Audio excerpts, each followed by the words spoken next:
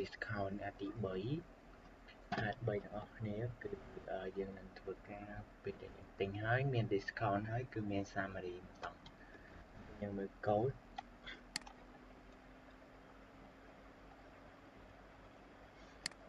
and if បើចំនួនវាអត់គ្រប់វានឹងចេញ not enough stock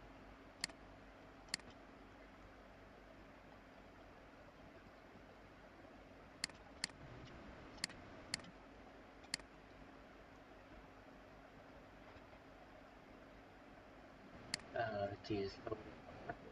ជាកន្លែងដែលខ្ញុំអាចបន្ថែម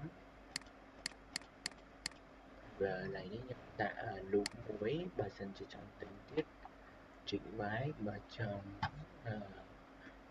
ទៀតចេញដល់វានឹងចេញអូតូយើងកាត់វាមកជីកមួយទិញ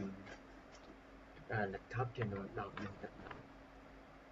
ហើយទិញតទៀតជីក Y ហើយទៀតតមកចំនួន50ហើយតម្លៃមកមួយគឺ15អញ្ចឹងយកមកចំនួន20ក្រាម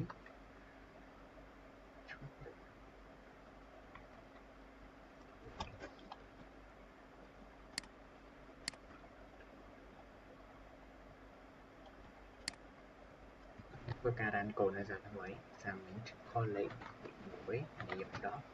មកខ្ញុំដាក់គឺលេខ2បាយយកលេខ2យក15ហើយខ្ញុំចង់យកបន្តទៀត keyboard គឺ3ខ្ញុំយក10ចង់ទិញតទៀត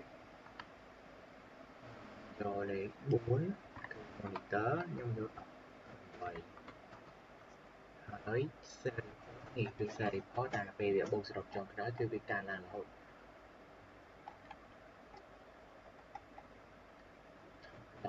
តែ0គឺវាកើនឡើងរហូត n មកគឺវាចេញវាប្រែចូលនេះមិន